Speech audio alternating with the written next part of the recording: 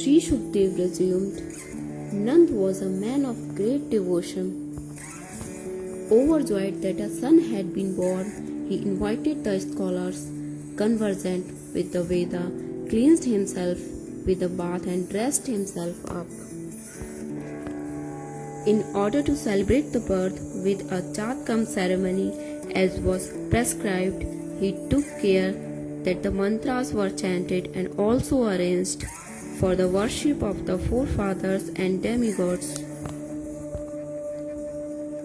To the Brahmins, he donated 2 lakhs of newly culled cows as well as 7 mountains of sesame seeds, studded with a vast number of precious stones and covered with a piece of gold cloth. Material substances get purified through passage of time, bath and washing, sacraments, asceticism, sacrificial performances, charitable gifts, and contentment, while the soul is purified through self-realization alone. All the Braj was swept, the doorsteps, the country yards and the interiors were sprinkled with water, and a variety of festoons and flags decorated gates that were made with garlands, pieces of cloth and mango leaves. The cows, bulls and grown-up calves were smeared with oil mixed with turmeric and painted with a variety of mineral colors and decked with peacock feathers, cloth, golden ornaments and flowers. Cowherds gathering there carried all kinds of gifts and were dressed in the most precious garments with costly ornaments, coats and turbans. The cowherd women were also glad to hear that Mother Yashoda had given birth to a boy and personally gave their best by appearing in festive dresses with eye makeup and wearing jewelry and so on, invoking divine blessings on the child in the words, "May you protect the child for long, O Lord," and sprinkling the multitude with water mixed with turmeric powder and oil, they sang in a high pitch.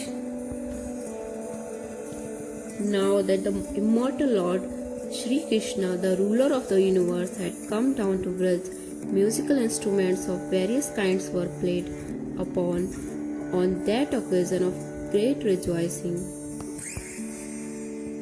Spraying with curds, milk, clarified butter and water, and besmearing the face of one another with hands full of fresh water, cowherds enjoyed this occasion. For the purpose of propitiating Lord Vishnu as well as for the welfare of his son, Nand honored the cowherds, the storytellers, the singers, and all those who found their livelihood by their education with whatever desired by them. O King, from that time Braj became opulent with all riches, for they, now being the residence of the Lord, were by his transcendental qualities transformed into a place of pastime for Rama, the goddess of fortune.